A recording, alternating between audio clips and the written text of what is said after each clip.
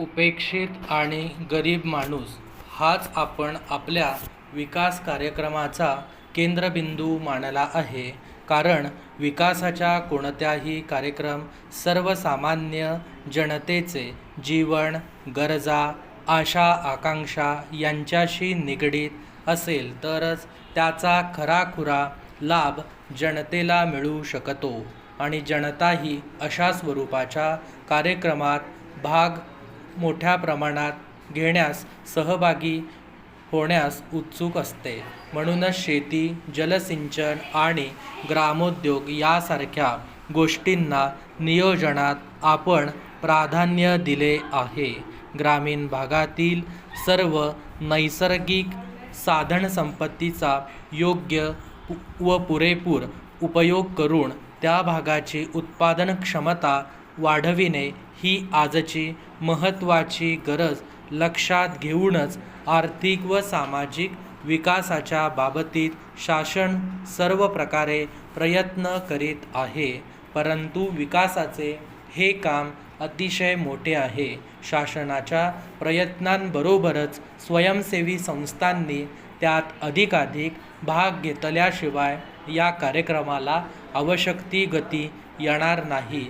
त्याकरिता सध्या अस्तित्वात असणाऱ्या या क्षेत्रातील स्वयंसेवी संस्था अधिक बळकट करण्याची आणि ज्या ठिकाणी आता अशा संस्था नसतील तेथे स्थानिक लोकांच्या स्वयंसेवी संस्था निर्माण करण्याची नितांत आवश्यकता आहे.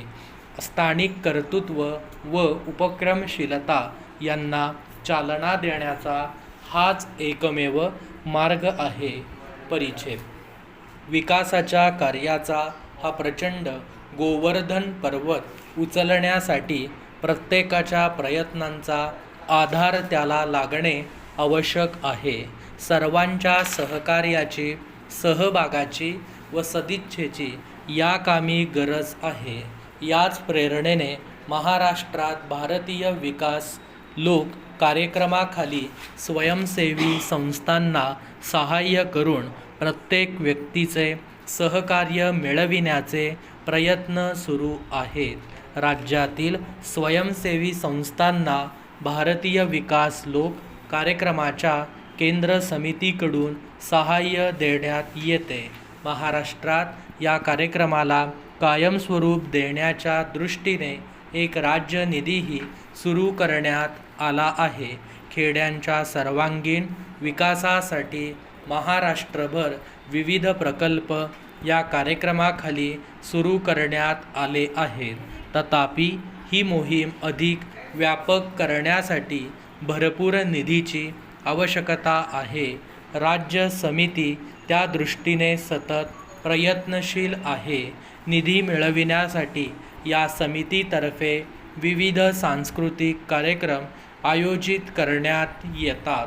शिवाय प्रत्येक व्यक्तीला आपलाही हातभार लागल्याचे समाधान मिळावे याकरिता रुपया निधी देखील सुरू करण्यात आला आहे. प्रत्येक व्यक्तीने ग्रामविकास कार्यासाठी आपल्या उत्पन्नातील किमान 1 रुपया वर्षाकाठी दिला तरी महाराष्ट्रात कोट्यावधी रुपये सहज जमतील असा आम्हाला विश्वास आहे.